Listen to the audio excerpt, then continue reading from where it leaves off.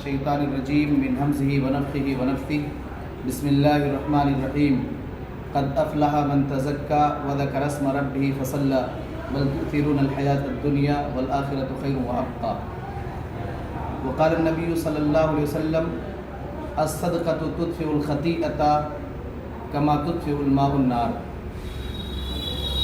محترم صدر صاحب، علماء کرام اور سامعین حضرات، جیسا کہ ہم سب یہ جانتے ہیں کہ ہمارے علاقے میں قریباً 1 سال سے رحمت ایجوکیشنل سوسائٹی کے نام سے رفاہی کام کرنے کے لیے بڑی ہی عزم اور حوصلے کے ساتھ، نیک نیتی کے ساتھ فضیلت الشیخ عبید اللہ فیدی حفظہ اللہ نے اپنے قدم کو آگے بڑھایا ہے، اور الحمدللہ اس کا مثبت نتیجہ اور اس کا مثبت رزلٹ آج ہم سب کے سامنے موجود ہے۔ الحمدللہ کافی قلیل عرصے میں اس رحمت ایجوکیشنل اینڈ ویلفیئر سوسائٹی کے بینر تلے کافی اچھے کام ہو رہے ہیں۔ اسی مناسبت سے غربا، فقراء، مساکین، یتیم، بیوہ اور لاچار بے بس لوگوں کے لیے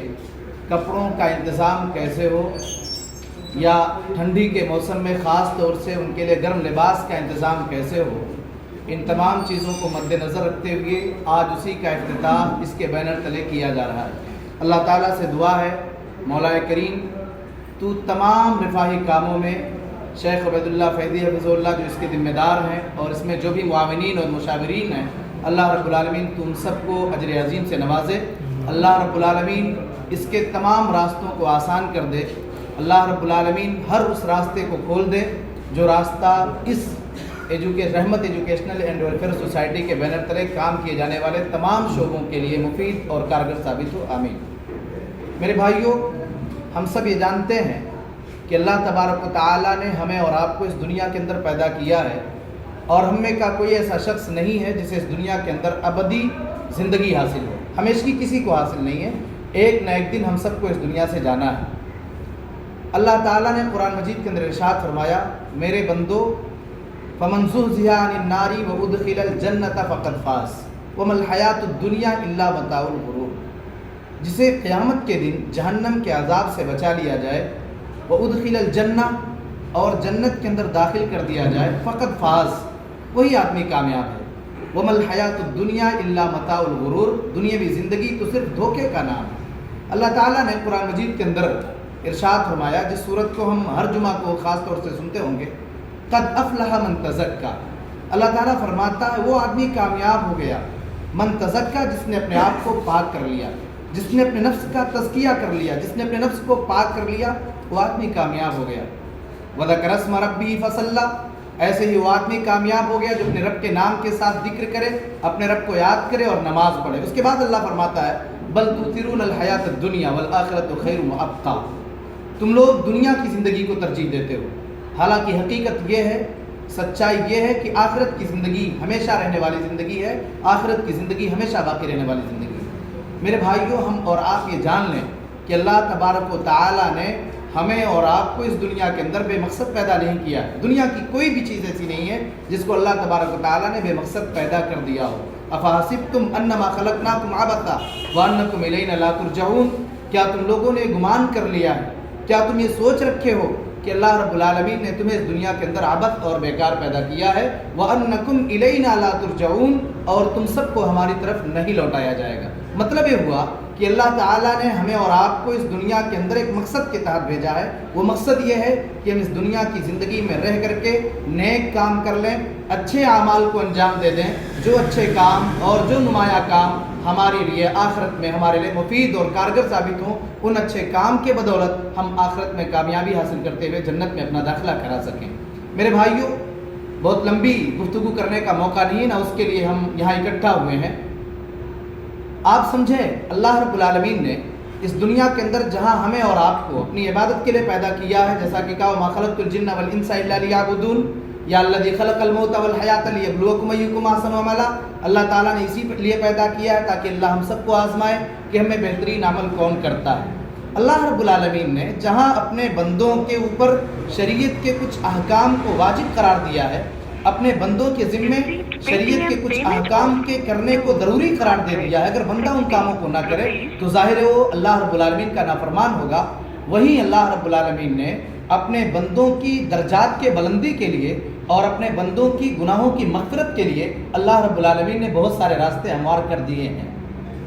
ان میں سے صدقہ و خیرات بھی ہے. زکوٰۃ کو اللہ رب العالمین نے امتی اسلامیہ کے ہر اس فرد کے اوپر جو نصاب کا مالک ہو جائے, جو نصاب تک پہنچ جائے, اس کے اوپر اللہ تعالیٰ نے زکوٰۃ کو واجب قرار دے دیا ہے. مگر اس کے علاوہ اللہ رب العالمین نے صدقات و خیرات کو بھی رواج دیا. اللہ نے فرمایا قرآن میں مثل الذین ينفقون اموالهم فی سبیل اللہ کمثل حبۃ انبتت سبع سنابل فی کل سنبلۃ مئۃ حبۃ واللہ یضاعف لمن یشاء واللہ واسع علیم. اللہ فرماتا ہے ان لوگوں کی مثال جو اللہ کے راستے میں اپنے مال و دولت کو خرچ کرتے ہیں اس ایک دانے کی طرح سے ہے جسے انسان زمین میں ڈالتا ہے, پھر اس سے کئی پودے اگتے ہیں اور اس کے بعد کئی پودے اگنے کے بعد اس میں اللہ رب العالمین مختلف بالیوں کو پیدا کر دیتا ہے اور ہر بالی کے اندر 100 دانے ہوا کرتے ہیں. آپ ذرا اندازہ لگائیں, ہم نے زمین میں ایک دانہ ڈال رکھا ہے مگر اللہ رب العالمین اس سے کئی نباتات کو اگاتا ہے اور وہ ایک دانہ سینکڑوں دانوں کی شکل میں بلکہ ہزاروں دانوں کی شکل میں ہمارے اور آپ کے سامنے حاضر ہوتا ہے. یہی معاملہ ہے اللہ رب العالمین کے راستے میں خرچ کرنے کا. ہم ایک پیسہ, ایک روپیہ اگر اللہ کی راہ میں خرچ کریں گے, اللہ رب العالمین بخیل نہیں ہے نعوذ باللہ. اللہ رب العالمین کے خزانے میں کسی چیز کی کوئی کمی نہیں ہے. اللہ رب العالمین ہمیں بہت زیادہ آزمائے گا, بہت زیادہ اللہ رب العالمین ہمیں نوازے گا. اللہ رب العالمین ہمارے اجر و ثواب میں اضافہ کرے گا اور ہمارے مال و دولت میں اللہ رب العالمین اضافہ کرے گا انشاءاللہ. میرے بھائیوں, صدقہ و خیرات کرنا یہ انتہائی بہترین عمل ہے, انتہائی اچھا عمل ہے. اللہ کے نبی جناب محمد رسول اللہ صلی اللہ علیہ وسلم نے ارشاد فرمایا سبعۃ یظلھم اللہ فی ظلہ یوم لا ظل الا ظلہ. کل قیامت کے دن اللہ تبارک و تعالی اپنے 7 خوش نصیب بندوں کو اپنے عرش کا سایہ دے گا. جس دن اللہ رب العالمین کے عرش کے سائے کے علاوہ کوئی دوسرا سایہ نہیں ہوگا, اس میں ایک آدمی ایسا بھی ہوگا وَرَجُلٌ تَصَدَّقَ بِصَدَقَةٍ فَأَخْفَاهَا حَتَّى لَا تَعْلَمَ شِمَالُهُ مَا تُنْفِقُ يَمِينُهُ. ایک ایسا آدمی ہوگا جو اللہ رب العالمین کی راہ میں اپنے دولت کو خرچ کیا ہوگا, جس نے صدقات و خیرات کیا ہوگا مگر سیکریٹ اور خفیہ طریقے سے کیا ہوگا. حَتَّى لَا تَعْلَمَ شِمَالُهُ مَا تُنْفِقُ يَمِينُهُ, یہاں تک کہ اس کے بائیں ہاتھ کو نہ پتہ چلے کہ اس نے دائیں ہاتھ سے اللہ رب العالمین کی راہ میں کیا خرچ کیا ہے. بہرحال یہ صدقہ اگر ہم اللہ کی راہ میں کریں گے, چاہے وہ صدقہ مال کی شکل میں ہو, کپڑے کی شکل میں ہو, کسی اور چیز کی شکل میں ہو, تو انشاءاللہ العزیز اللہ رب العالمین کے ہاں ہمارا یہ صدقہ رائے گا اور برباد نہیں جائے گا. اللہ رب العالمین کے ہاں ہمارے گناہوں کی معافی اور اللہ رب العالمین کے ہاں درجات کی بلندی کا ایک ذریعہ اور ایک سبب بنے گا انشاءاللہ. اللہ کے نبی جناب محمد رسول اللہ صلی اللہ علیہ وسلم نے قسم کھا کر کے کہا تھا, اللہ کے نبی جناب محمد رسول اللہ نے قسم کھایا, کہا میں 3 چیزوں کی قسم کھاتا ہوں. اس میں ایک چیز ایسی تھی, اللہ کے نبی نے فرمایا اے میری امت کے لوگوں, اے میرے صحابہ,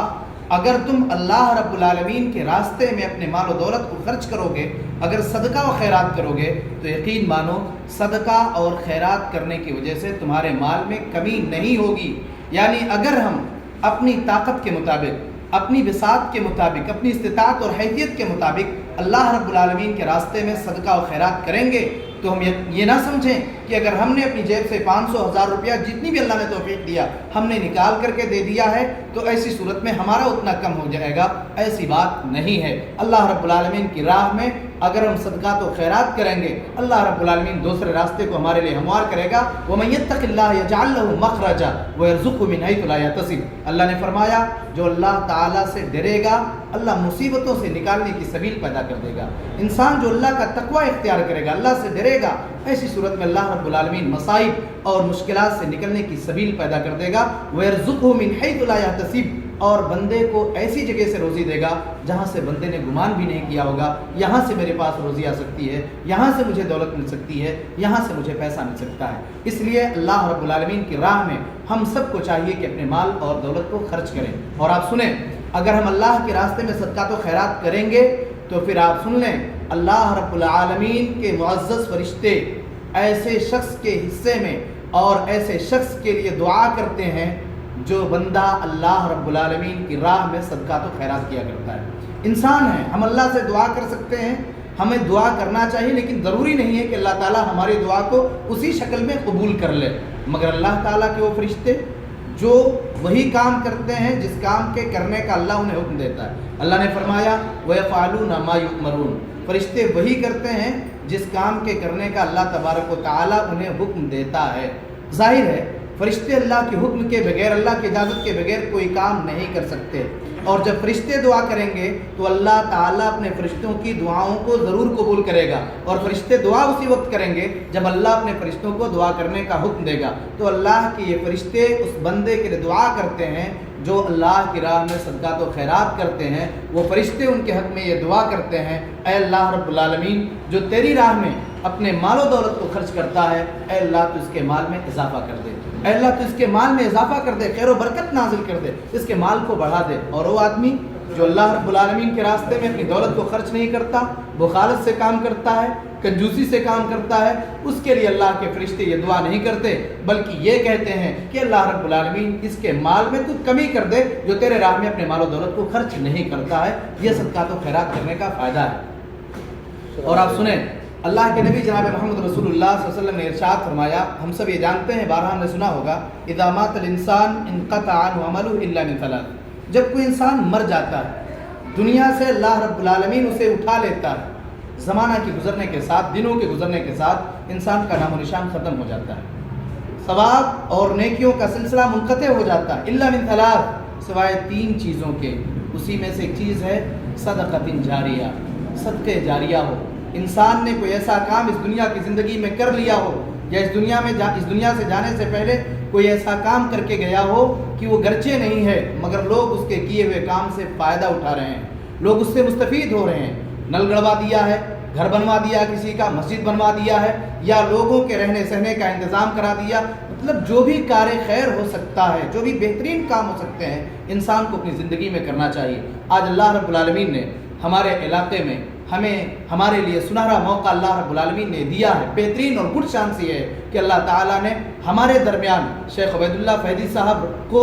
اللہ رب العالمین نے کھڑا کیا ہے۔ وہ اس کے ساتھ کافی مشکلات کا سامنا کرنا پڑ سکتا ہے، لیکن اللہ تعالیٰ نے انہیں عزم و حوصلہ دیا، اور انہوں نے منفرد انداز میں پورے علاقے میں کہیں ایسی کوئی چیز نہیں پائی گئی، منفرد انداز میں انہوں نے اپنے قدم کو آگے بڑھایا ہے۔ ہم سب کو خاص طور سے جہاں ایک طرف ان کی تعاون کی ضرورت ہے، وہیں ہمیں اپنی دعاؤں میں انہیں یاد بھی رکھنا ہوگا کہ اللہ تبارک و تعالیٰ ان کے راستوں کو ہموار کرے، اللہ ان کی خدمات کو قبول فرمائے۔ میرے بھائیو، آخری بات اللہ تعالیٰ نے قرآن میں فرمایا لیس البر ان تولوا وجوہکم قبل المشرق والمغرب ولکن البر من آمن باللہ والیوم الآخر والملائکۃ والکتاب والنبیین وآتى المال على حبه ذوي القربى والیتامى والمساکین وابن السبیل والسائلین وفی الرقاب واقام الصلاۃ وآتى الزکاۃ الی آخر الآیہ۔ اللہ نے قرآن میں فرمایا لیس البر ان تولوا وجوہکم قبل المشرق والمغرب، نیکی یہ نہیں ہے، بھلائی یہ نہیں ہے کہ تم اپنے چہروں کو مشرق یا مغرب کی طرف یعنی قبلہ کی طرف اپنے چہرے کو پھیر کر کے اللہ کی عبادت کرو، صرف نیکی اس کا نام نہیں ہے نیکی، مگر صرف اسی کا نام نیکی نہیں ہے۔